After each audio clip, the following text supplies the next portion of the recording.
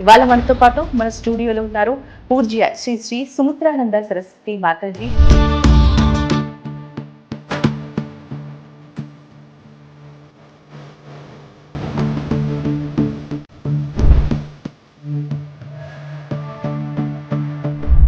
మరి సన్యాసిగా మారడానికి ముఖ్య కారణాలు ఏంటమ్మా? అంటే ఉన్న పలంగా ఇటు రావడం ఎలా జరిగింది? సన్యాసం అనేది తర్వాత ఇప్పుడు 3 years బ్యాక్.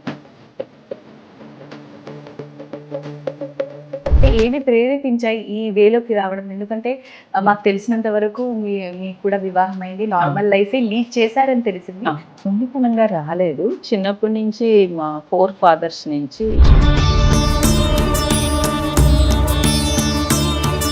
కుటుంబంలో ఎవరు ఆడపిల్లలు లేరు. వాళ్ళకి ఒక స్త్రీ శక్తి కావాలి అని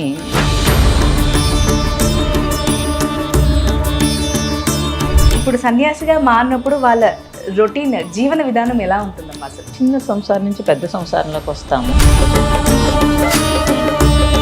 మొత్తం అందరూ మన పిల్లలే. బాధలతో ఎవరైతే బాధపడుతుంటారో, మానసిక ఒత్తిడితో ఉంటారో అలాంటి వారికి మీరు నయం చేస్తారమ్మా? ఆశ్రమానికి ఎందుకు వస్తారండి? వాళ్ళందరూ ఎందుకు వస్తున్నారు? జాబులు మానుకుని వస్తున్నారు అంటే ఎందుకు వస్తున్నారు? నమస్తే, వెల్కమ్ టు సన్మార్గం విత్ ఝాన్సీ.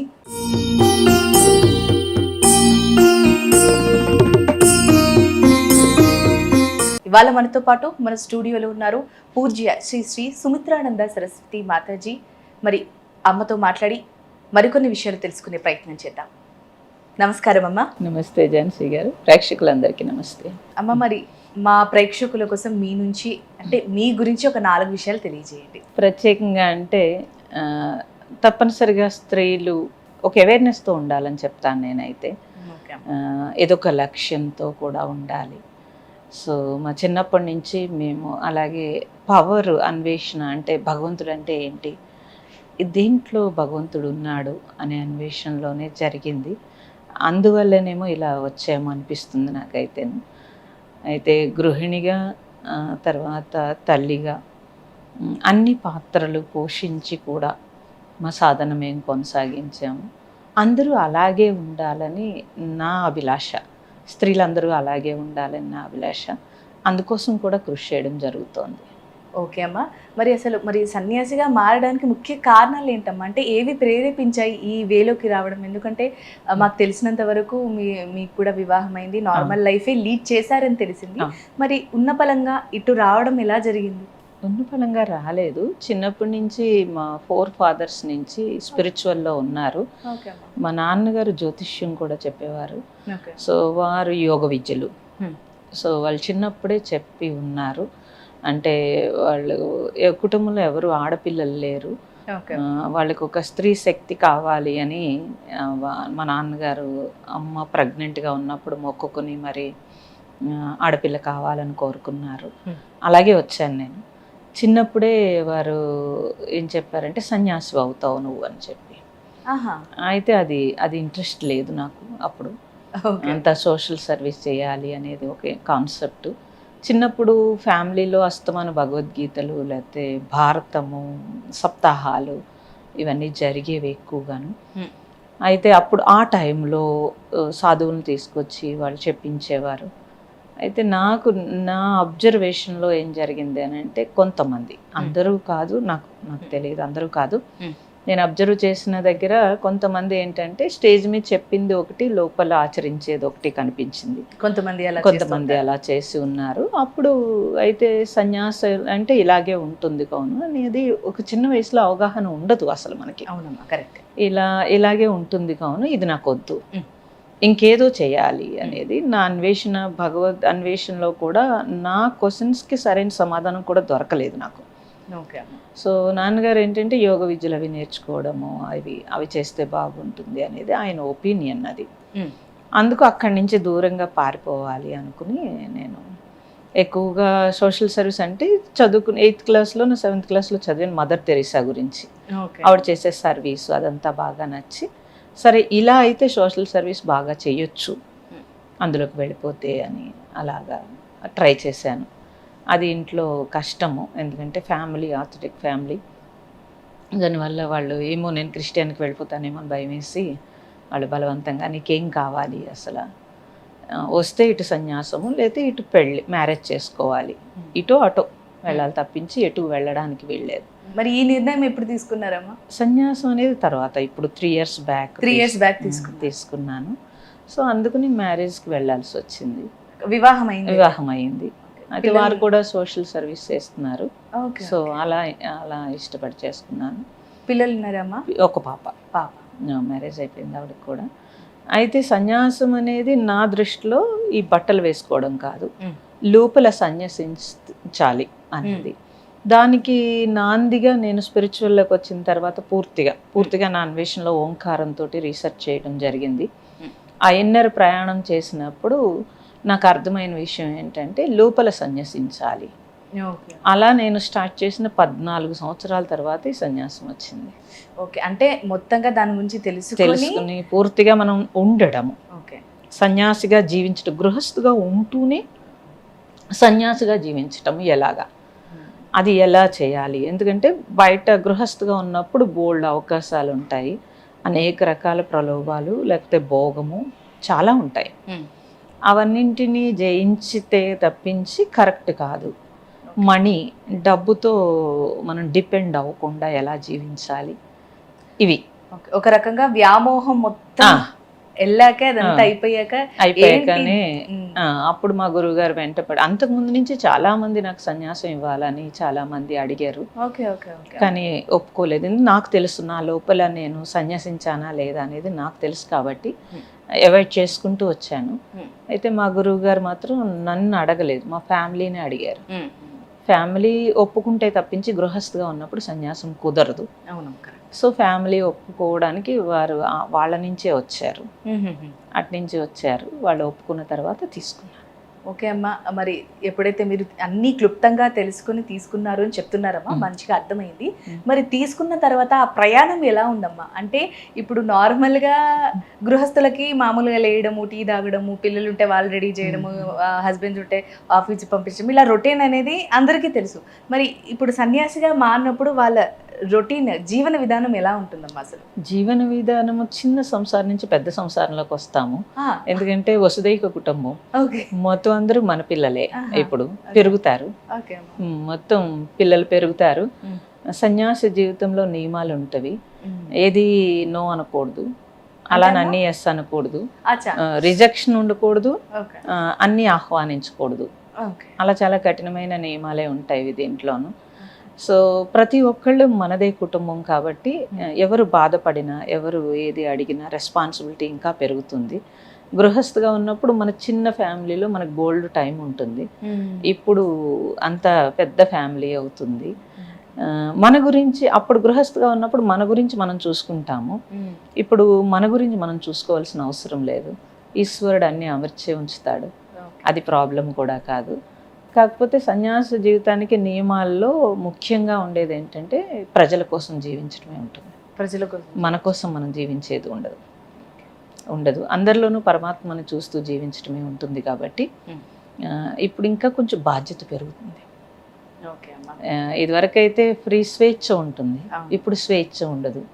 ఇప్పుడు తప్పు చేయటం కుదరదు, అప్పుడు ఆలోచించి చేయాలి.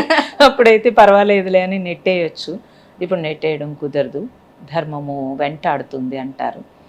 సో తప్పనిసరిగా మనము దాన్ని రిసీవ్ చేసుకోవాల్సి ఉంటుంది. ఒకవేళ మనం ఏదైనా చేయాలన్నా ఈ వస్త్రము గుర్తు చేస్తూ ఉంటుంది. కషాయం అనేది అగ్నివర్ణ వస్త్రము, ఇది ఎప్పుడు గుర్తు చేస్తుంది. మనం ఏదన్నా చేయాలని మర్చిపోయి మనం ఏదన్నా చేస్తున్నా ఇది వెనక్కి తీసుకుంటుంది. అచ్చా, ఆ కారణం చేతనేనా అమ్మ ఇన్ జనరల్ గా సన్యాసులైనా సరే ఎవరైనా సాధకులైనా సరే ఒకే రంగు దుస్తులని ప్రతిరోజు ధరిస్తూ వేసుకుంటారు. సో తప్పనిసరిగా అది బాగుంటుంది, మనం అలర్ట్ గా ఉంటాం. అంటే చాలా అలర్ట్ గా ఉంటాం. ఈ రంగే వేసుకోవాలమ్మా ప్రతిరోజు దుస్తుల విషయం? అంటే నియమము కదా అది. అంటే అది మామూలుగా మీరేదో కొన్ని రోజులు ఉపాసన చేసే వస్త్రాలు కాదు ఇవి. ఓకే అమ్మా. కొన్ని రోజులు ఉపాసన చేసినప్పుడు ఆ ఉపాసనకు సంబంధించిన కలర్ వేసుకుంటారు. ఇది మనం వేసుకునేది కాదు, వారు ఇచ్చేది. ఇచ్చేది. గురు పరంపరగా, గురు ధర్మము అదంతా కూడాను ఓకే. గురు పరంపరగా ఇచ్చినది కదా. మనము అంటే ఒక కుటుంబంలో మీరు ఒక మ్యారేజ్ అయ్యో లేకపోతే ఒక అమ్మ నాన్నకు కట్టుబడి వాళ్ళ నియమ నిబద్ధత ఎలా అయితే ఉంటుందో, సన్యాసంలో కూడా తప్పనిసరిగా ఎక్కడి నుంచి వచ్చామో వాళ్ళు ఏ ధర్మాలు పాటిస్తున్నారో అవి మనం రిసీవ్ చేసుకునే బాధ్యత, అది రెస్పాన్సిబిలిటీగా ఉండాలి. మన ఇష్టం వచ్చినట్టు ఉండడానికి ఉండదు. ఓకే అమ్మా. అమ్మ, ఇప్పుడు ఆహార అలవాట్లు కూడా అన్నీ మారిపోతాయండి. అన్ని మారుతాయి. అన్నీ మారిపోతాయి. మరి జనరల్గా ఏమి ఆరగిస్తారమ్మా మామూలుగా సన్యాసిగా మారినప్పుడు? అంటే అలా కాదు, సన్యాసిగా మారినప్పుడు సాత్విక ఆహారమే ఎక్కువగా ఉంటుంది. ఉపాసన చేస్తే ఏదైనా మనం ఏదైనా చేస్తున్నప్పుడు, ఇప్పుడు చాతుర్మాస దీక్షలు చేస్తున్నప్పుడు అటువంటిప్పుడు ఆహార నియమాలు ఉంటాయి. ఉట్టప్పుడు ఒకవేళ భిక్షకు వెళ్తే వారు ఏం పెట్టినా ప్రసాదం కింద స్వీకరించాలి, ఎక్సెప్ట్ నాన్ వెజ్ తప్పించి. ఏదైనా ప్రసాదమే ఇంకా, అంతేకాని టేస్ట్ వాళ్ళు నాకు ఇది కావాలి మనం ఏం లిస్ట్ ఇవ్వకూడదు.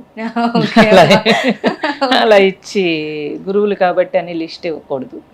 వాళ్ళు ఏది పెట్టినా అది ప్రేమగా మనం మనకు కావాల్సింది స్వీకరించడం అంతే ఉంటుంది.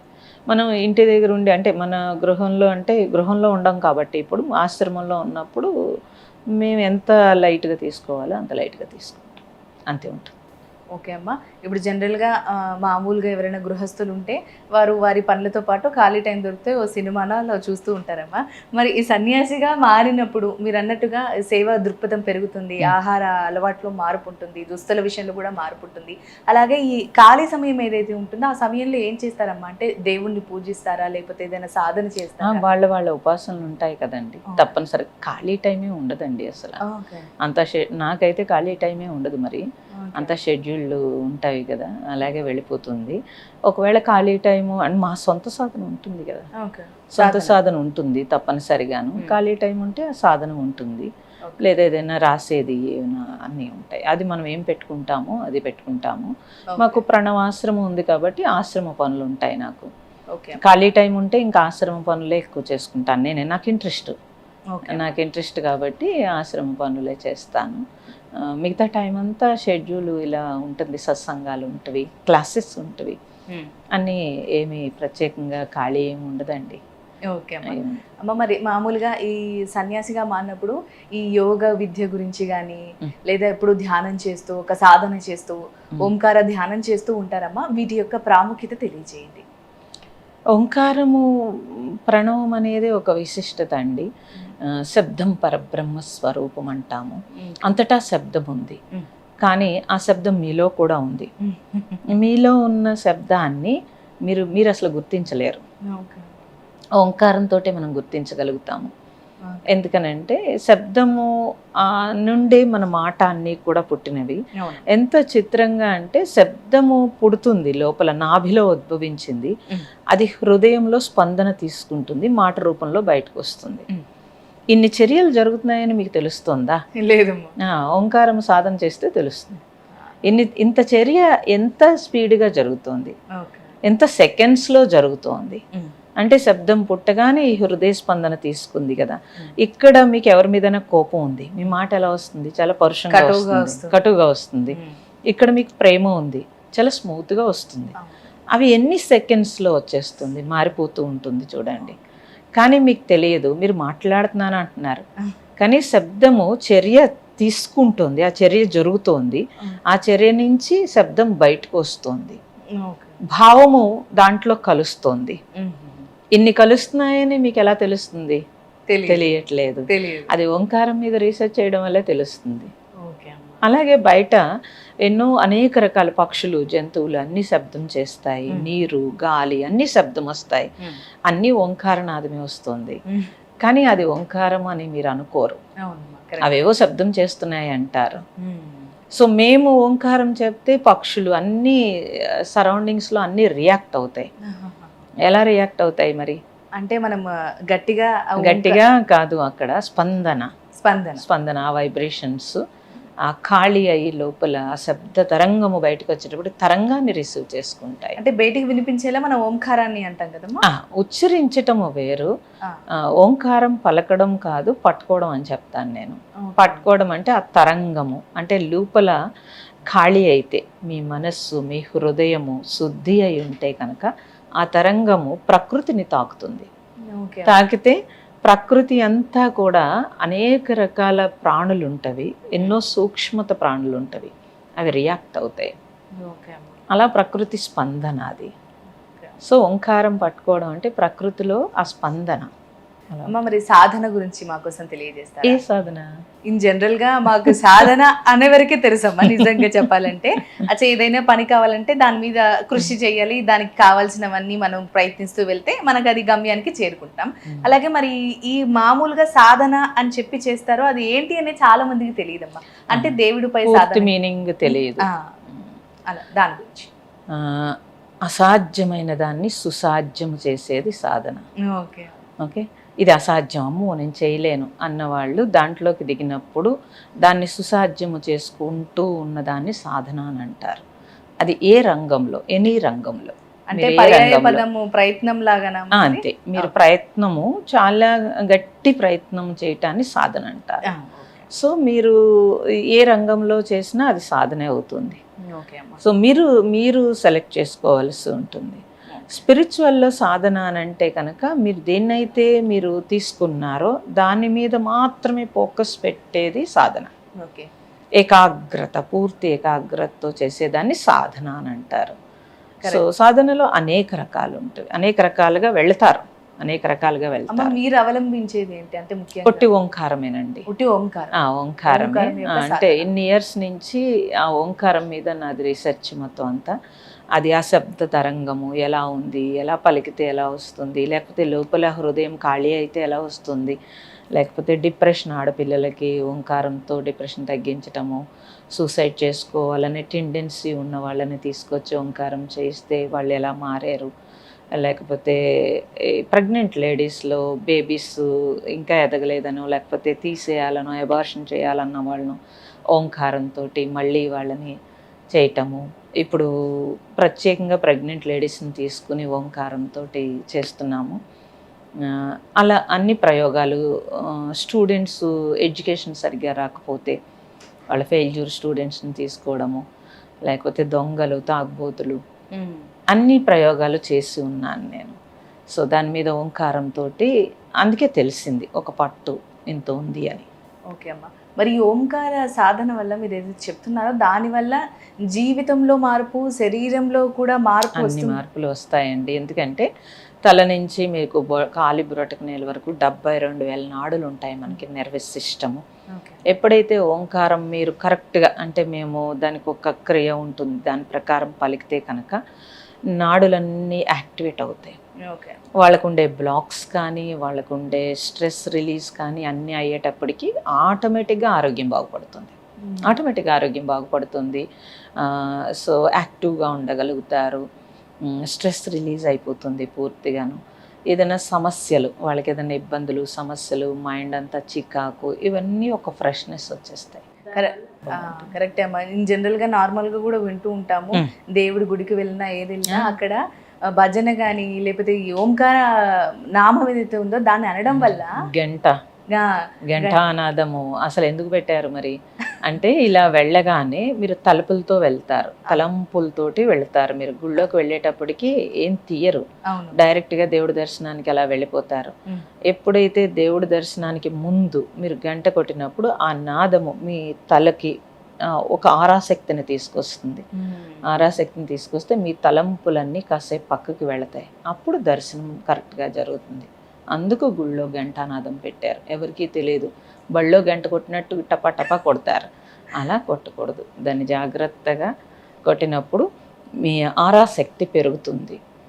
ఎప్పుడైతే దాని తరంగము మీ తల చుట్టూ తిరుగుతుందో 3 సార్లు తిరిగేటప్పుడు మీ తలంపులన్నీ పక్కకు వెళతాయి. వెళితే దర్శనం బాగా జరగడం కోసం మన పెద్దలు, ఋషులు, మునులు అందరూ కూడా ఎంతో రీసెర్చ్ చేసి పెట్టారు ఇవన్నీ కూడా. ఈవెన్ చర్చిలో కూడా గంట ఉంటుంది, మీకు ఎక్కడైనా గంట ఉంటుంది, మీరు గమనిస్తే తెలుస్తుంది. వాళ్ళ గంట కొడతారు కూడా. సో ప్రతి చోట అది ఉందండి, ఎవరు అది వదలరు. ఓంకారం అనేది ఇంక అన్నింట్లోనూ అదే ఉంది. అన్నప్పుడు కూడా ఆ స్ట్రెస్ కూడా బయటికి పోతుంది. ఎవరైతే అసలు నేను ఒక చిన్న అది ఆ నానుడి లాగా కాదు కానీ ఒక చిన్న సామెత నానుడి కొంచెం ఇంటర్లింక్ లో విన్నానమ్మా.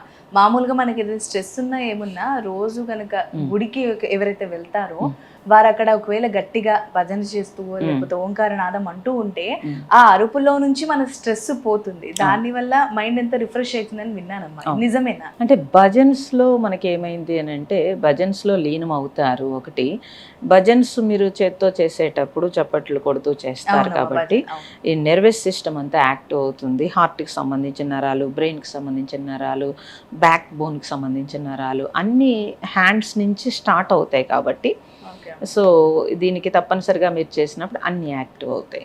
దానివల్ల మొత్తం స్ట్రెస్ రిలీజ్ అయిపోతుంది. తెలియకుండానే మొత్తం ఇంటర్లింక్డ్ అమ్మా. అసలు మన పాతకాలం పురాణ పద్ధతులను వాడేస్తే అంటే వాళ్ళు సైన్స్, ఇన్నర్ సైన్స్ కనిపెట్టారండి భారతదేశంలో. ప్రపంచ దేశాలు అవుటర్ సైన్స్ కనిపెట్టినాయి, కానీ భారతదేశంలో మనిషి యొక్క మానసిక ప్రశాంతత, శారీరక ఆరోగ్యం ఈ రెండింటి మీద జీవన విధానం ఉంది. అసలు భారతదేశంలో అదే ఉంది. మునులు, ఋషులు కానీ మహాత్ములు కానీ ఇప్పటికీ కూడా వాళ్ళు ఏమి ఆహారం మీద లేకపోతే అవుటర్ మీద పెద్ద ఇంపార్టెన్స్ చేయకపోయినా వాళ్ళు ఆరోగ్యంగా జీవిస్తున్నారు. ఎందుకు జీవిస్తున్నారు అని అంటే మన సంస్కృతిలో భాగంగానే మనకి మానసిక ప్రశాంతత, శారీరక ఆరోగ్యము మన జీవన విధానంలో పెట్టేశారు. అందుకే మన పూర్వీకులు మీరు పల్లెటూరులో ఉన్న డాక్టర్ లేకుండా బ్రహ్మాండంగా జీవించారు. డెలివరీ అయినా కూడా ఒక హాస్పిటల్ లేదు. సో ఎక్కడైనా సరే మీకు చూడండి, పల్లెటూరులో ఎక్కడైనా చూడండి, హాస్పిటల్కి అంత ఇంపార్టెన్స్ లేదు, అసలు లేదు. ఇప్పుడు వచ్చింది ఇదంతా కూడా. ఈ లైఫ్ జీవన విధానంలో ఇష్టం వచ్చినట్టు ఉండడము, దానికి హాస్పిటల్ అవసరం అయ్యింది కాబట్టి పెంచుకుంటూ పోతున్నారు. సో ఇప్పటికీ మీరు మీ పూర్వీకులు, మీ అమ్మమ్మ, తాతయ్య వాళ్ళని చూడండి, వాళ్ళు అంతగా ట్యాబ్లెట్లు వేసుకోవడానికి ఇష్టపడరు. అవునమ్మా, అసలు ఇంజెక్షన్లు, టాబ్లెట్లను దూరంగా ఉంటారు, చాలా దూరంగా ఉంటారు. మరి వాళ్ళు ఆరోగ్యంగా ఎలా ఉన్నారు అని అంటే వాళ్ళు చదువుకోకపోయినా జీవన విధానంలో కరెక్ట్గా వెళ్ళారు. వాళ్ళు వెళ్ళడం వల్ల జరిగింది. టైంకి పూజలు కానీ అన్ని లైన్ గా చేసుకున్నారు కాబట్టి చేసుకున్నారు వాళ్ళు. ఓకే అమ్మ. అమ్మ, మరి ఈ సన్యాసంలో ఎవరైతే మామూలుగా పురుషులు వెళ్తూ ఉంటారో చాలా చూస్తాము, మరి స్త్రీలు అందులోకి వెళ్తున్నప్పుడు వెళ్ళాక అసలు ఎలాంటి సమస్యలను ఎదుర్కొంటారు? సన్యాసంలో స్త్రీలని చాలా బాగా గౌరవిస్తారండి. సమస్యలు ఎదుర్కొంటారని నేను అనుకోను, అలా ఏమీ అనుకోను, కానీ చాలా గౌరవం ఇస్తారు. తక్కువగా ఉంటారు స్త్రీలు. నార్త్లో ఎక్కువగానే ఉంటారేమో, కానీ ఆంధ్రప్రదేశ్లో తక్కువగానే ఉంటారు. నేను మా దయానంద పరంపరలో ఆంధ్రప్రదేశ్ నుంచి నేనే ఫస్ట్ అని చెప్పారు వారు, చెప్తే కానీ నాకు తెలియలేదు. ఇన్ని ఇయర్స్ నుంచి నాకే ఆశ్చర్యం వేసింది. తక్కువ ఉంటారు ఆంధ్రప్రదేశ్ నుంచి అయితేను. కాకపోతే చాలా మంచి రెస్పెక్టే ఇస్తారండి. మరి నాకు ఇప్పటి వరకు ఎదురు పడలేదు. అందరూ బాగానే గౌరవిస్తారు, తల్లిలాగే చూస్తారు, స్త్రీలకి ప్రత్యేకమైన ఇంపార్టెన్సే ఇస్తారు. అలా ఏమీ ఉండదు, బయట అనుకున్నట్టు ఏమీ ఉండదు, ఏమి ఇబ్బంది ఉండదు, ఏమీ ఉండదు. బాగా గౌరవిస్తారు, బాగుంటుంది, అలా ఏం ప్రాబ్లం ఉండదు. స్త్రీలు రావచ్చు, అలా ఏమీ భయపడాల్సిన అవసరం లేదు.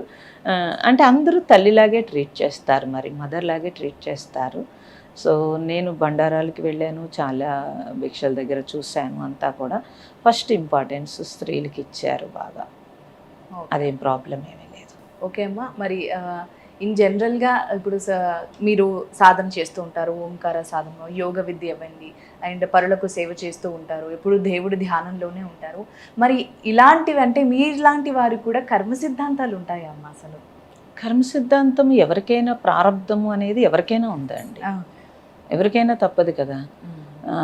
అందుకని అంటే కర్మ సిద్ధాంతం అని ప్రత్యేకంగా లేకపోయినా వారి ప్రారంధానుసారంగా ఏవైతే ఉన్నవో అవి అందరూ అనుభవించాల్సిందే.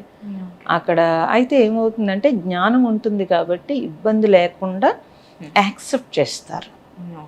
యాక్సెప్ట్ చేస్తే కనుక ఆ కర్మని ఊరికే ప్రొలాన్ చేసుకోవడమో లేకపోతే కర్మతో బాధపడిపోవడమో దుఃఖపడిపోవడం అనేది ఉండదు. జ్ఞానం ఉంటుంది కాబట్టి దాన్ని సాక్షిగా చూసి ఓకే ఇది ఇలా వచ్చిందా అని ప్రిపేర్ అవ్వడం అనేది ఒకటి ఉంటుంది. మామూలుగా జ్ఞానం లేకపోతే కనుక, అజ్ఞానంలో ఉంటే నాకే ఎందుకు ఎలా జరిగిందని బెంగ, ఇంకో మిగతా వాళ్ళందరూ బాగున్నారన్న బాధ, ఇవి ఎక్కువైపోయి ఇంకొంచెం కర్మను చేస్తారు. దీంట్లో ఆ బలం ఉంటుంది. ఏం బలం ఉంటుంది అని అంటే ఓకే ఇది మనం ఎప్పుడూ పూర్వజన్మలో చేసి ఉన్నాం కాబట్టి ఇప్పుడు దీన్ని మనం రిసీవ్ చేసుకోవాలి అని ముందే అది యాక్సెప్టెన్సీ ఉంటుంది అండ్ సాక్షిగా చూడగలుగుతారు. ఏ దుఃఖము వచ్చినా కూడా అంత దుఃఖం అని అనిపించదు. అది సాక్షిగా చూడగలుగుతారు కాబట్టి ఆ జ్ఞానం అలా ఉపయోగపడుతుంది. తప్పనిసరిగా అందరికీ సమానమే ఏదైనా, అంటే వాళ్ళు ఏది తెచ్చుకున్నారో దాని ప్రకారం. జనులు ఏమనుకుంటారంటే వీళ్ళు మహాత్ములు కాబట్టి వీళ్ళకి రాకూడదు, వీళ్ళకి ఎలా వచ్చింది, రోగం రాకూడదు, లేకపోతే ఇది చేయకూడదు, అది రాకూడదు అని అనుకుంటారు. కానీ అది కరెక్ట్ కాదు. రమణ మహర్షి లాంటి వాళ్ళే రాచపుండితో బాధపడ్డారు, కానీ వాళ్ళ బాధ ఏమి ఎక్స్ప్రెస్ చేయలేదు. వాళ్ళు యాక్సెప్ట్ చేశారు కాబట్టి మహాత్ములు అయ్యారు. ఓకే, రమణ మహర్షి అంటే మరి గుర్తొస్తుంది. మరి రమణ మహర్షి గారితో మీకున్న అనుబంధం ఎలా అమ్మా? అసలు కలిసినప్పుడు ఏ విధంగా ఏమంటారు ఆ ఫీలింగ్ ఉంటుంది కదా, అది ఒకరు కలిసినప్పుడు? అవును, అంటే ఫస్ట్ అలా కలవలేదండి. ఫస్ట్ అంతా కూడా నేను స్పిరిచువల్ కాదు, అంటే స్పిరిచువల్ నుంచి నేను సోషల్ సర్వీస్కి వచ్చాను. వికలాంగుల స్కూలు, పోలియో ఆడపిల్లలకి, అనాథాశ్రమం ఏవో నడిపేదాన్ని. సో అవి నడుపుతున్నప్పుడు, రన్ చేస్తున్నప్పుడు సడన్గా నాకు రమణ మహర్షి గోచి పెట్టుకుని కర్ర పట్టుకుని ఇక్కడ ఒక పిక్చర్ వచ్చేది నాకు పగలు, అంటే ఏదో నిద్రపోతున్నప్పుడు కాదు, త్రూ అవుట్ ఒక పిక్చర్ నడిచేది. అది అరుణాచలం అని నాకు తెలియదు, నేను అటు వెళ్ళలేదు, ఎప్పుడు తెలియదు. నేను స్కూలింగ్ అయిపోయిన తర్వాత మ్యారేజ్ అయింది, కాలేజ్ అవి కాకినాడలో చదువుకున్నాను, జాబు హడావుడిలో నేనేమి బుక్స్ అవి ఏమి చదవలేదు. సో నా సోషల్ సర్వీస్, నా జాబు, నా సోషల్ సర్వీస్ అంటే ఇంకా నాకు టైమే ఉండేది కాదు. ఉన్న టైం అంతా అలా సరిపోయేది నాకు. అటువంటప్పుడు నాకు తెలియదు అసలు. చిన్నప్పుడంతా భగవద్గీత ఇవన్నీ తెలుసు, కానీ మిగతావేమి నాకు బయట ప్రపంచం తెలియదు. నాకు వేరే యాక్టర్లు కానీ ఏమీ తెలియవు అసలు. నా ప్రపంచం వేరు ఒకలా ఉండేది. మిగతా ఫ్రెండ్స్ ఆ ఏజ్లో అందరూ సినిమాలు, హడావుళ్ళు అలా ఉండేవారు. నాదంతా సోషల్ సర్వీసు ఇలా ఉండేది. అప్పుడు వాళ్ళు ఏమంటారు, ఇది ముసలిగా ఉంది, ఇప్పుడు నుంచి ఓల్డ్ ఏజ్ హోమ్ అంటుంది, లేకపోతే ఇది అంటుంది అని యంగ్స్టర్స్ అందరూ కట్ అయిపోతారు నాకు. నాకంటూ ప్రత్యేకంగా ఏమి ఉండేది కాదు. ఉన్న టైం అంతా ఫ్యామిలీ చూసుకోవాలి, జాబ్ చేసుకోవాలి, ఉన్న టైంలో సోషల్ సర్వీస్ చేయాలి. తెలీదు. ఈయన పిక్చర్ వచ్చేది ఎక్కువగా, ఇంకా అస్తమానం అదే పిక్చర్ వచ్చేది, అది అర్థమయ్యేది కాదు. అంటే ఒక రకంగా మీకు నార్మల్గా ఆ వయసులో ఉన్న పిల్లలకైనా ఆ మైండ్ సెట్ లేకుండా ఎక్కువ భక్తి మార్గంలోనే మీ ధ్యాస అలా వెళ్తూ ఉండేదమ్మా మామూలుగా? అలా చిన్నప్పుడు ఉందండి. చిన్నప్పుడు అమ్మగారు భక్తి, నాన్నగారు అద్వైతం పూర్తిగా రీసెర్చ్ అయిందంతా కూడా ఎక్కువగాను. సో దానివల్ల అమ్మగారి భక్తితో, అంటే వాళ్ళిద్దరి మధ్యలో నాకు సరిగా అర్థం అవ్వలేదు అనుకుంటున్నాను నేను. ఎందుకంటే ఇటు వెళ్ళాలా అని చెప్పి అందుకని ప్రత్యేకంగా ఒక రూట్ వేసుకున్నాను నేను. సో దానివల్ల ఏంటంటే బలవంతంగా చదివించేవారు భగవద్గీత ఇవన్నీ. మేము ఎందుకు చదవాలి అని అంటే, లేదు చదివితేనే భోజనం పెడతాము, చదివితేనే మంత్రం చదివితేనే నువ్వు స్కూల్కి వెళ్ళాలి, ఇలా ఉండేది. ప్రొద్దుట తాతయ్య వాళ్ళు మంత్రాలు చదివించి అలా అలవాటు అయింది. అంటే ఆడుకొనిచ్చేవారు కాదు ఎప్పుడు, మహాత్ములు వాళ్ళ సేవ ఇవి. అందుకని అందరు పిల్లలు ఆడుకుంటుంటే మేము ఇది చెయ్యాలి అనే ఒక రిగ్రెట్, లేకపోతే ఒక ఇష్టం, అయిష్టత, ఇవన్నీ ఉంటాయి. ఉంటాయి, అందుకే పారిపోవడం దాని నుంచి. నాకు అర్థమయ్యే టైంకి నేను సోషల్ సర్వీస్కి వచ్చేసాను. సో తర్వాత అప్పుడు రమణ మహర్షి ఇది పిక్చర్ వస్తుంది, అదేంటో తెలియలేదు. సో ఎప్పుడు తర్వాత నేను ఏంటి ఇలాగ వస్తుందని అందరినీ అడిగితే, ముష్టి వాళ్ళ ఆడవాళ్ళకి ఓల్డేజ్ హోమ్ నడుపుతున్నావు కాబట్టి జెంట్స్ కూడా నడుపుతావేమో, ఇలా గోచి స్టిక్ బౌల్ పట్టుకుని ఎవరో వస్తున్నారు అని అంటే, నెక్స్ట్ అదే చేస్తావేమో అని జోక్ చేసేవారు అందరూ. అలా తర్వాత ఎవరినో అడిగాను, ఒక మహాత్ములు ఎవరో వస్తే వారిని అడిగాను, వారు చెప్పారు, ఆయన క్యాసెట్ చూపించారు, అదే ప్లేస్ వెళ్ళాను. మరి మీరు ఎప్పుడైతే ఆ విజువల్స్ మీకు కనిపించాయమ్మా, అది జరిగిన ఎన్ని రోజులకి రమణ మహర్షి గారిని కలవడం జరిగింది? 1 year పైనేనండి, 1.5 year అవుతుంది. 1.5 year పట్టింది. నేను వెళ్ళలేదు, వాళ్ళు చెప్పారు అరుణాచలం అని ఉంటుంది, అక్కడైతే ఆయన జీవించి ఉన్నారు ఒకప్పుడు, ఇప్పుడు లేరు, ఆయన ఆశ్రమం ఉందని చెప్పారు, మీరు వెళ్ళండి అని చెప్పారు. కానీ నేను వెళ్ళలేదు, నమ్మలేదు పూర్తిగా. నమ్మలేదు, అదంతా క్యాజువల్గా వస్తుంది అనుకున్నాను. వన్స్ అరుణాచలం 1.5 year అవుతుంది, 97లో వెళ్ళాను. వన్స్ అరుణాచలం వెళ్ళాను, ఇంకా మళ్ళీ వెనక్కి రాబుద్దే లేదు. వెళ్ళడమే నాకు ధ్యానం అంటే ఏంటో తెలియదు, వెళ్ళడమే ధ్యానంలో కూర్చున్నాను, తెలియదు. అక్కడ చాలా ఎక్స్పీరియన్స్లు అవినవి నాకు. సో చాలా ఇంకా అంటే ఆ ప్లేస్ నాది అని అసలు బలంగా అనిపించి, ఇంటికి రాబుద్దేదు, సెలవు ఇవ్వరు జాబ్కి, ఇంట్లో వాళ్ళు ఒప్పుకోరు. ఎవరో ఒకరిని ఇంట్లో తాతయ్యలో ఎవరో చనిపోయిన వాళ్ళు ఉంటే వాళ్ళు ఎవరో చనిపోయారని అబద్ధం చెప్పి వెళ్తున్నానని చెప్పి అరుణాచలం వెళ్ళిపోవడము, ఏవో పరుగులు ఉరుకులు ఏవో జరిగేవి. మొత్తం కలిసినప్పుడు మీ అనుభవం ఏంటమ్మా? చాలా, అది చెప్తున్నాను కదండి, నాకే తెలియదు. ఇంకా రిటర్న్ రావాలనిపించలేదు అంటారు మొత్తంగా? అప్పటికే చిన్న పాప, దాన్ని వదిలేసి వెళ్ళాను, అసలు అదే గుర్తు రాలేదు నాకు, నా పాపే గుర్తు రాలేదు. అప్పుడు ఇంతలా సెల్ ఫోన్లు లేవండి, అంత సెల్ ఫోన్లు లేవు. సో వెళ్ళటం 2 days కానీ వెళ్ళిందని 15 రోజులు ఉండిపోయాను. బ్యాక్ రావాలని అనిపించలేదు. నాతో పాటు ఎవరైతే తీసుకెళ్లారో వాళ్ళందరూ వెళ్ళిపోయారు, నేను ఒక్కదాన్నే ఉండిపోయాను. అంటే రమణ మహర్షిని కానీ డైరెక్ట్ గా కలవలేదమ్మా? ఎలా కలుస్తాను, ఆయన ముందు కదా ఎప్పుడో చనిపోతా. ఆయన ఆశ్రమం వెళ్ళేటప్పటికి నాకు ఆ ఫీల్ ఉన్నట్టే ఉంది. ఆయన మందిరం, ఆయన కూర్చున్న ఫోటో ఉంటుంది అక్కడ, ఇంకా కంప్లీట్, ఇంకా ఆయన ఉన్నట్టే దగ్గరికి వెళ్ళారు అంతే. ఆయన ఎప్పుడో చనిపోయారు, మనం చిన్న వయసు, తర్వాత కలిసాను అని అంటే డైరెక్ట్ గా వెళ్ళి కలిసాను, ఒక చిన్న డౌట్ వచ్చిందమ్మా, అందుకని అలా ఉండదు. సో అది ఎక్స్పీరియన్స్. ఓకే అమ్మా, ఇప్పుడు మీరేమన్నా ధ్యానం గురించి అన్నారమ్మా, మరి ధ్యానం యొక్క విశిష్టత, ప్రాముఖ్యత తెలియజేయండి అమ్మా. మరి శరీరానికి మీరు ఆహారం ఇవ్వకపోతే అది నీరసించిపోతుంది కదండి, కంపల్సరీ మీరు ఆహారం ఇస్తారు. మరి మీ మైండ్, మీ మనస్సు అంత వర్క్ చేస్తుంది కదా, ఇంద్రియాలన్నీ ఆలోచిస్తోంది, ఇంద్రియాలన్నీ కదుపుతోంది, అన్నీ చేస్తుంది, దానికి రెస్ట్ ఎలాగా? అది తెలుసుకోవట్లేదు. దానికి ఆహారం అంటే రెస్టేనండి. నిద్రపోతున్నాం కదా అంటారు, నిద్రపోయినప్పుడు రెస్టే కదా అని అడిగారు నన్ను ఎవరో. కానీ నిద్రపోయినప్పుడు కలలు కంటున్నారు కదా, మిమ్మల్ని లేపితే టక్మని లెగుస్తున్నారు అంటే అలర్ట్ గానే ఉన్నారు మీరు. మీ మనస్సు, బాడీ మంచం మీద ఉంటుంది, కాన్షియస్ లో ఉండకపోవచ్చు, మనస్సు మాత్రం అలర్ట్ గానే ఉంటుంది. ఏదైనా చప్పుడైతే టక్మని లెగుస్తోంది, ఏంటా అని భయపడుతోంది, కలలు వస్తే అన్ని అనుభవిస్తోంది, ఎప్పుడు మనస్సు వర్క్ చేస్తోంది. ధ్యానంలో ఏమవుతుందంటే తెలిసి మీరు మనస్సుకు విశ్రాంతి ఇస్తారు. ధ్యానం చేస్తున్నప్పుడు ఏమవుతుంది అని అంటే అన్నింటినీ డ్రాప్ చేస్తారు.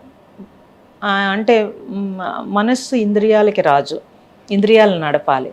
ధ్యానం చేసేటప్పుడు మీరు ఇంకే వర్క్ చేయరు, అన్నీ లాక్ చేసుకొచ్చుంటారు. ఈ కంటికి దగ్గరగా మనస్సు ఉంటుంది కాబట్టి కంటితోటి బయటకు వచ్చేస్తుంది, కళ్ళు మూసేసుకుంటారు. ఇంకా లోపల ఆలోచనలు తెలుస్తాయి మీకు. లోపల చాలా మందికి స్పీడ్గా వెళ్ళిపోతుంటే ధ్యానం కుదరట్లేదు అంటారు. నేనేమంటానంటే, అంటే ధ్యానం అంటే ఏమీ ఆలోచించకుండా, లేకపోతే దేవుడి గురించి నామం జపిస్తూ అలా నామా? అలా ఏముండదండి, నామం ఏం జపించరు. ఏదో ఎక్కడో చోట ఒక ఫోకస్, పోని నామం కాకపోతే ఒక రూపం మీద ఫోకస్ పెట్టినప్పుడు దాని మీదే కాన్సన్ట్రేట్ చేస్తారు. లేదా భూమధ్య స్థానంలో కాన్సన్ట్రేట్ చేస్తే అక్కడ ఒక వెలుగు, లేకపోతే ఏదో సమ్ వాళ్ళకి ఏమనిపిస్తుంది అంతే. థాట్ అంటే వాళ్ళకి వస్తుందండి, రాకుండా ఉండదు. ప్రాక్టీస్ చేసినప్పుడు థాట్ గ్యాప్ వచ్చి తగ్గుతుంది, కానీ ముందు వస్తుంది. అందరూ ఏమనుకుంటారు, నాకు థాట్ వచ్చేస్తుంది కాబట్టి నాకు ధ్యానం కుదరట్లేదు అంటారు. ఇక్కడ సాధన అవసరం. మరి అదే, ఇక్కడ సాధన అవసరం, ప్రాక్టీస్ కావాలి. ఏ పని చేసినా మీరు ప్రాక్టీస్ చేస్తున్నారు కదా, దీనికి కూడా ప్రాక్టీస్ అవుతుంది. రోజు చేస్తూ ఉంటే గ్యాప్ పెరుగుతుంది, థాట్కి గ్యాప్ పెరుగుతుంది, తర్వాత థాట్ బాగా ఆగుతుంది. అంటే ధ్యానం వల్ల మన ఆలోచన విధానంలో కూడా మార్పు వస్తుంది, చాలా మార్పు వస్తుంది. మీ ఆలోచన విధానంలో క్వాలిటీ వస్తుంది, క్లారిటీ ఉంటుంది. ఎందుకని మీరు స్పీడ్గా ఆలోచన చేస్తుంటే క్వాలిటీ ఉండదు. మీరు 100 పనులు చేసేటప్పుడు క్వాలిటీ ఉండదు, ఒక పని చేసేటప్పుడు మీరు క్వాలిటీగా చేయగలుగుతారు, శ్రద్ధగా చేయగలుగుతారు.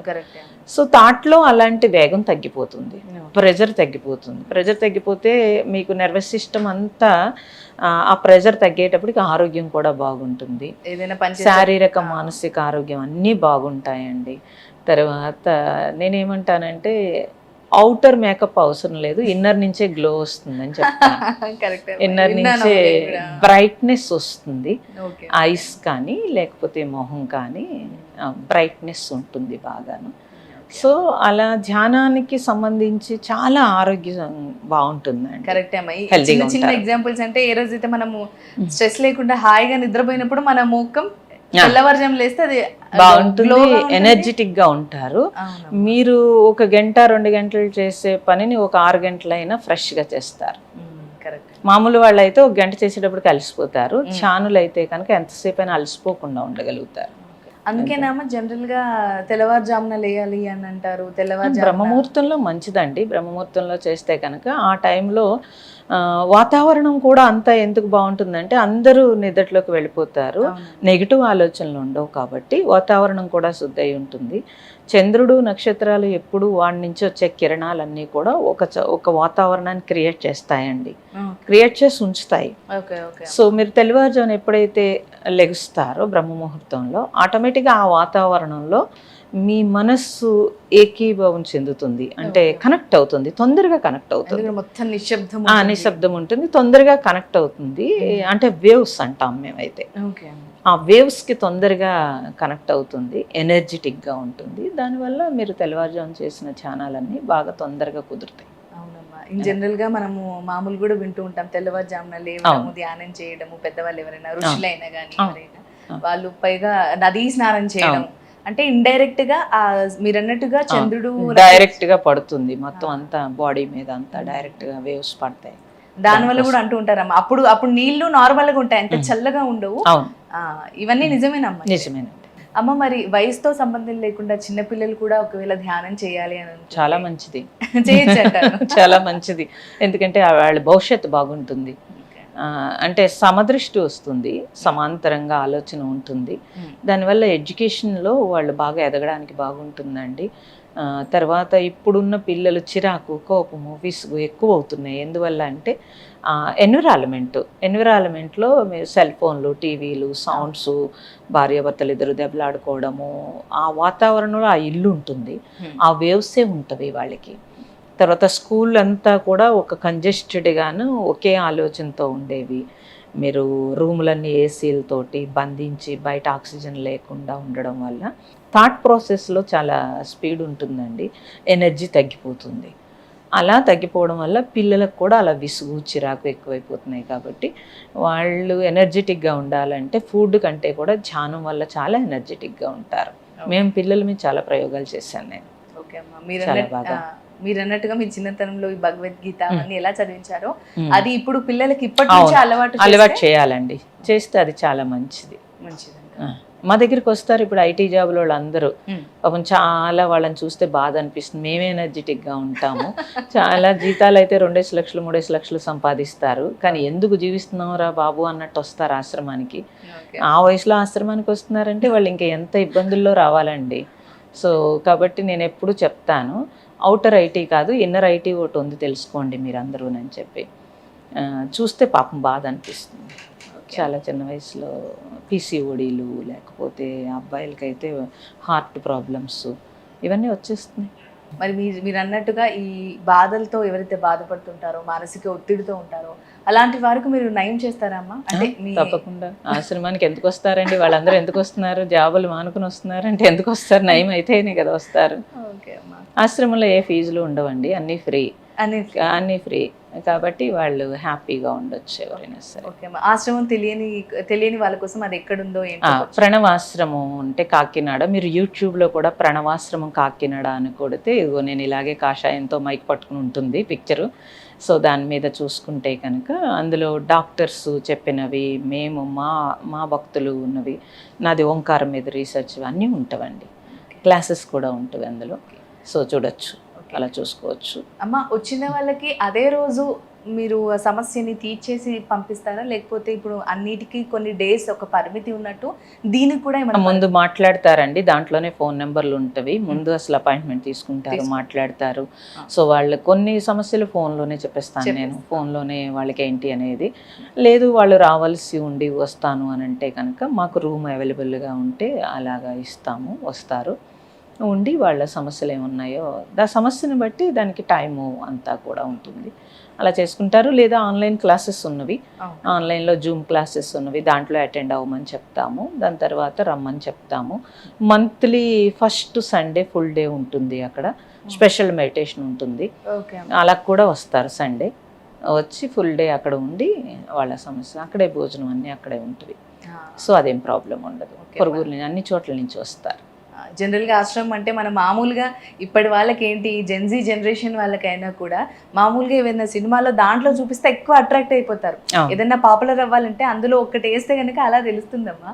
ఇన్ జనరల్గా ఆశ్రమం అంటే మామూలుగా అక్కడ ఉండి ఓల్డ్ ఏజ్ అనుకుంటారు, ఓల్డ్ ఏజ్ వాళ్ళు అనుకుంటారు. నేను యూత్కి క్లాసెస్ చెప్తానండి, వాళ్ళు కూడా అడుగుతారు ఆశ్రమము అంటే ఓల్డ్ ఏజ్ కదా అని అడుగుతారు. కాదు, ప్రణవ ఆశ్రమం అంటే ఓంకారం, ఆశ్రమం అంటే ఆశ్రయించుట అని అర్థము, ఓంకారాన్ని ఆశ్రయించటము. నా దగ్గర ఓల్డ్ ఏజ్ వాళ్ళు ఉంటారండి, అందరూ యంగ్స్టర్సే ఉంటారు, ఎక్కువగా అక్కడ ఎడ్యుకేటెడ్ ఉంటారు. అక్కడికి వచ్చినప్పుడు మీరు అన్నట్టుగా ఎవరికైతే ఎక్కువ సమయం పడుతుందో జస్ట్ ఇన్ కేస్ లో అక్కడ ఉండడానికి ఏమైనా ఫెసిలిటీ ఉన్నాయి రూమ్స్ ఉన్నవి, అన్ని 2 హాల్స్ ఉన్నవి. 1000 ఒక్కొక్క హాల్లో 1000 పీపుల్ పడతారు. డార్మెంటరీ ఉంది, అంతా అక్కడే ఆర్గానిక్ పండిస్తామండి, ఆర్గానిక్ పండిస్తాము. పాత పద్ధతిలో పొయ్యి మీద వండుతారు, అంత ఓల్డ్ సిస్టమ్ ఉంటుంది. ఓకే అమ్మా, ఇవన్నీ మీరు అందించేది ఫ్రీగానేనా? అన్ని ఫ్రీయేనండి, అంటే మాకున్న ఆస్తులు అక్కడ పెట్టాము, అందుకని అన్ని ఫ్రీ, పర్వాలేదు.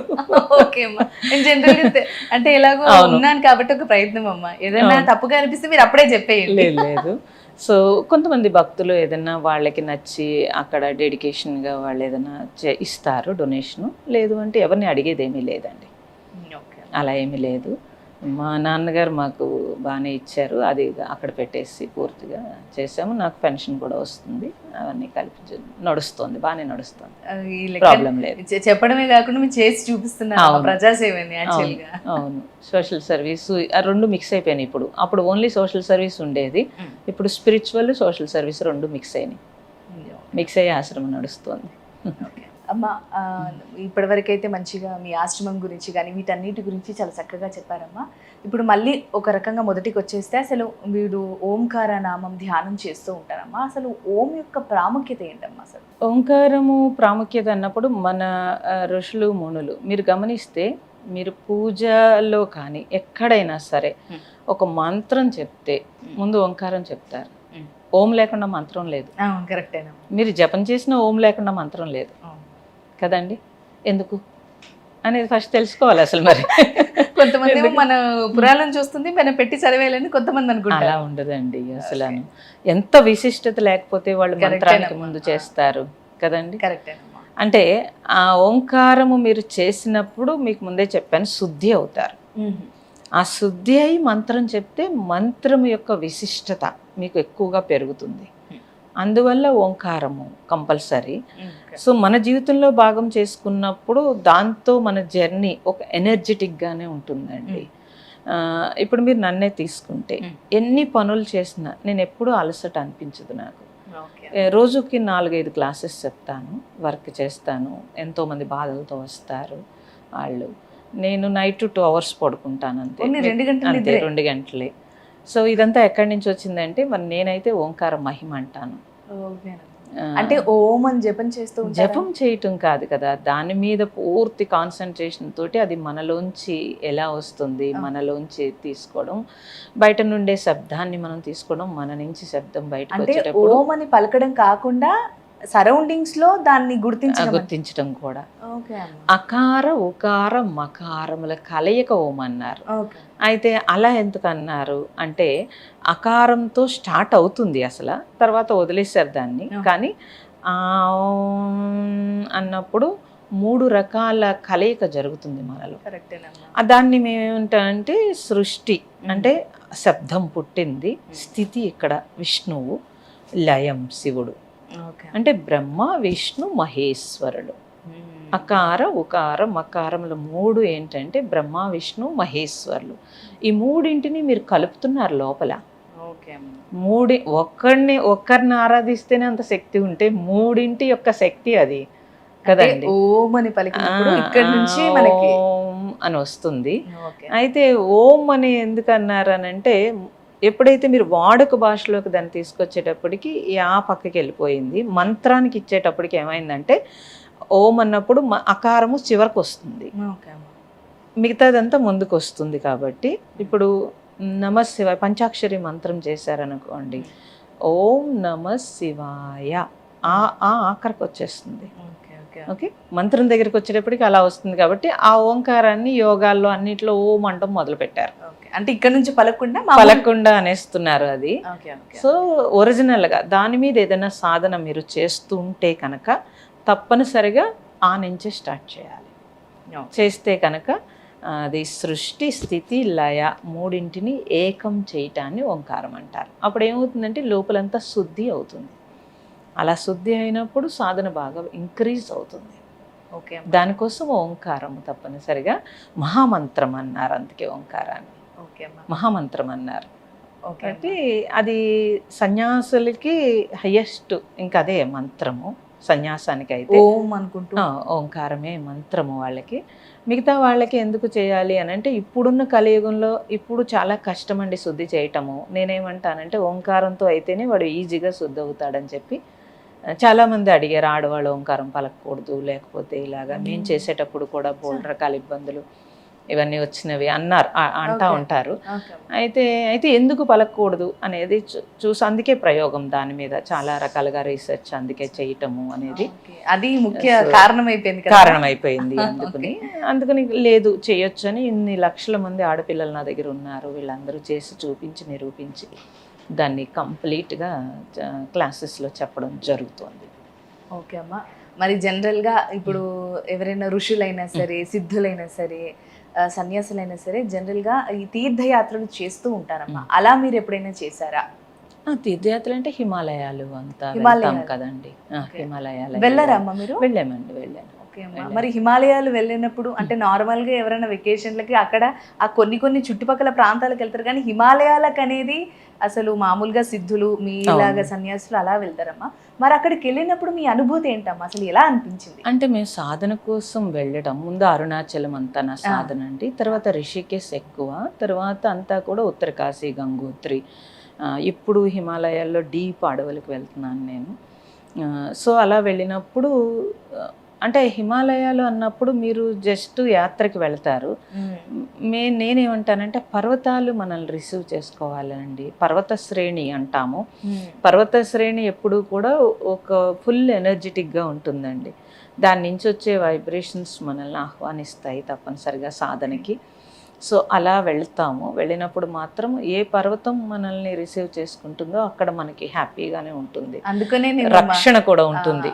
అంత దేవుళ్ళందరూ పుణ్యక్షేత్రాలు ఏవైనా సరే కొండల మధ్యనే ఉంటాయి. కొండల మధ్య ఉంటే కొండ పైన ఉంటాయి. అవునమ్మా, ఓకే, పైన ఉంటాయి. అంటే అక్కడ రక్షణ బాగుంటుందండి, చాలా మంచి రక్షణ ఉంటుంది. అసలు ఏ ప్రాణి హాని కాదనిపిస్తుంది నాకు.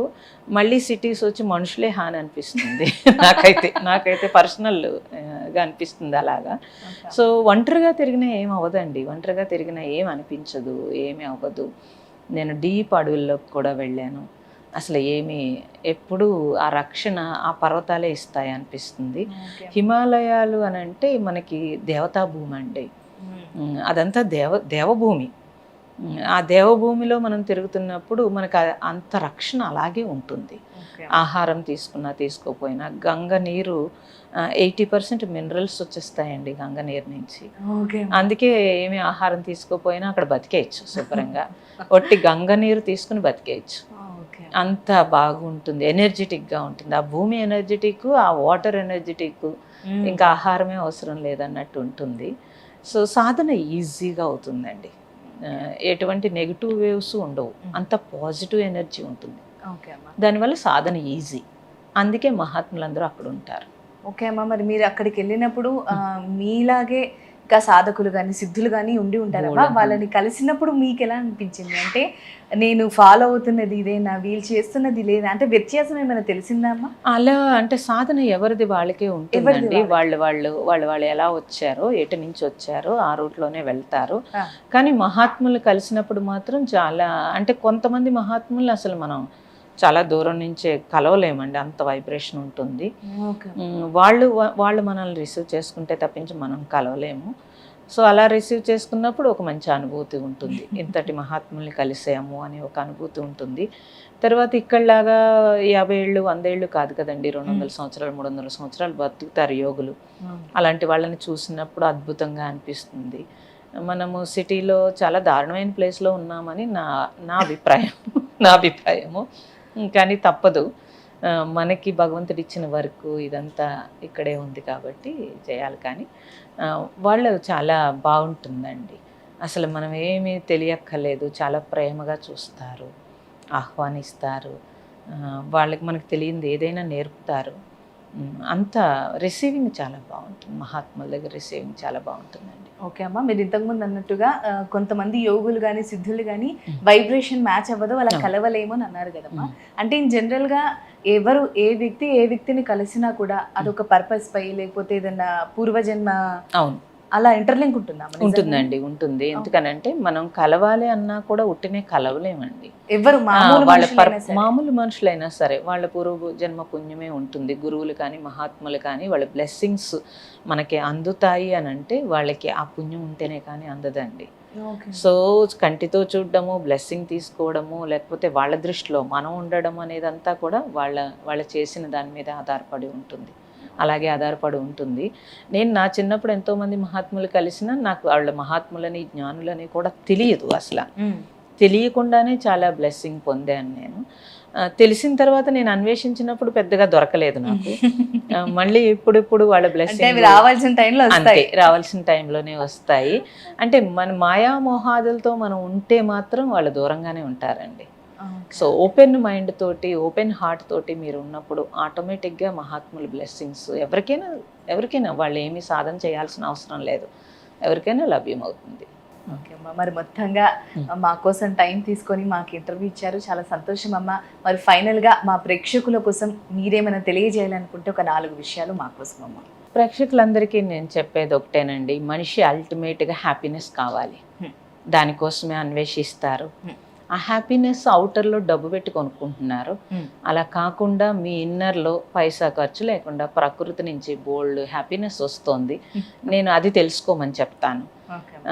దానికి కావాల్సిందల్లా మీరు కొద్దిగా మీకోసం మీరు టైం కేటాయించటమే. మీకు టైం లేదు అనకూడదు, బోల్డ్ టైం ఉంటుంది. కనీసం మీరు సెల్ ఫోన్ మాట్లాడినంత టైం అయినా సరే మీకోసం మీరు తీసుకుంటే కనుక హ్యాపీనెస్ అనేది ఇన్నర్గా ఉంది అని తెలుస్తుంది. ఆ శాంతి అనేది మీలో ఉంది.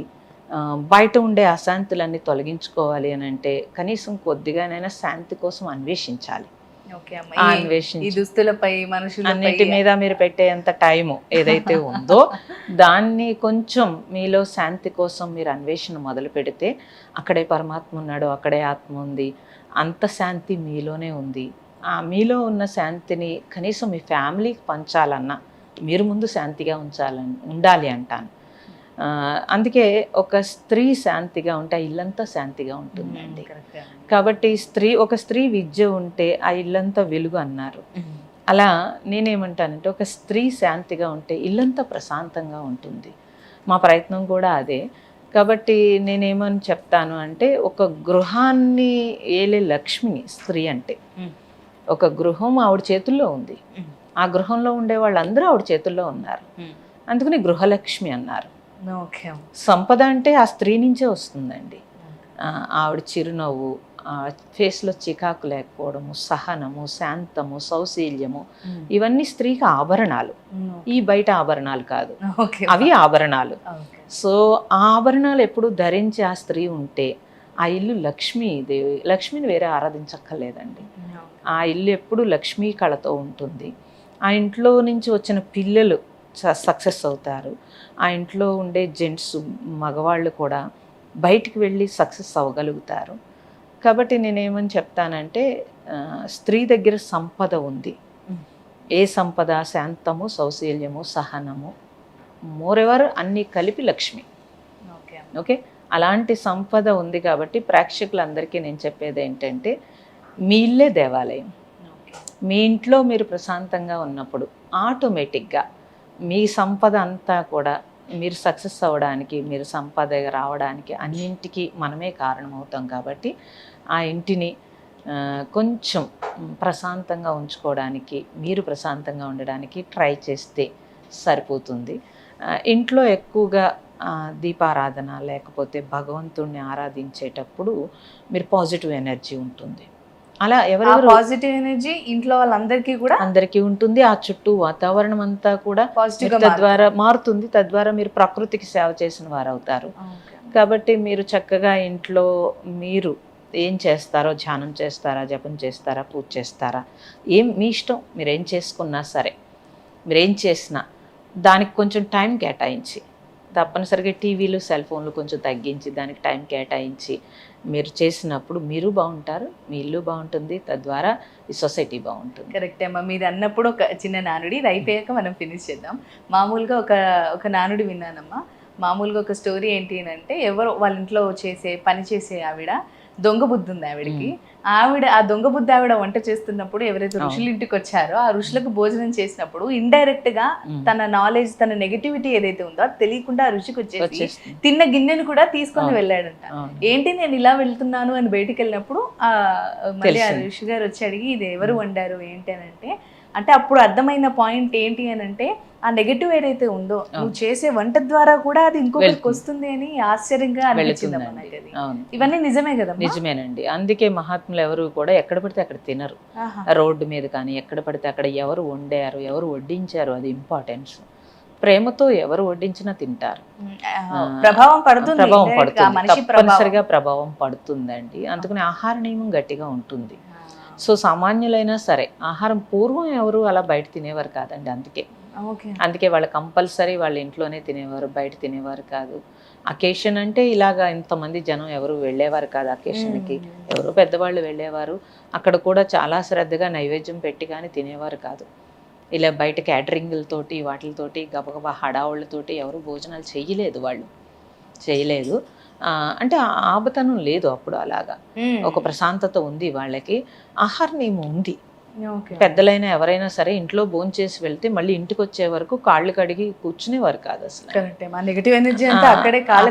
అన్ని కడిగి వాళ్ళు అన్ని చేస్తే తప్పించి వాళ్ళు చేసేవారు కాదండి.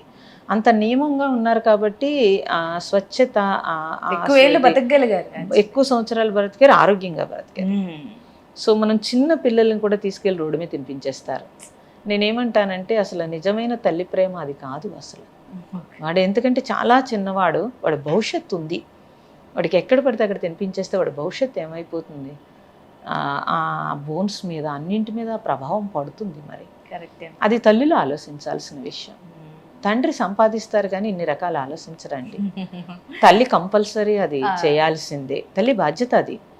ఆ పిల్లలు ఎక్కడ తింటున్నారు, ఏం తింటున్నారు, మీరు చిన్నప్పుడు అలవాటు చేయకపోతే వాడు బయట తినలేడు, ఎవరితో స్నేహం చేస్తున్నాడు, అన్ని ఆలోచించాలి. చెడ్డవారితో స్నేహం చేసినప్పుడు తెలియకుండా ప్రభావం పడుతుంది, మనము పడుతుంది. అవును. బయట తినేస్తున్నారు అని అంటున్నారు, మీరు అలవాటు చేయకుండా వాళ్ళు తినరండి. మనం చిన్నప్పుడే అలవాటు చేసేస్తున్నాము, అది ప్రాబ్లం అవుతుంది. ప్రేక్షకులందరికీ నేను చెప్పేది ఏంటంటే, మీరు హ్యాపీగా ఉండండి, ఆరోగ్యంగా ఉండండి, ఆనందంగా ఉండండి. తద్వారా మీ నుంచి వచ్చే వైబ్రేషన్స్ ఈ ప్రపంచానికి ఒక మేలు చేస్తాయి. అది పుణ్యం కూడా, అదే గొప్ప సేవ.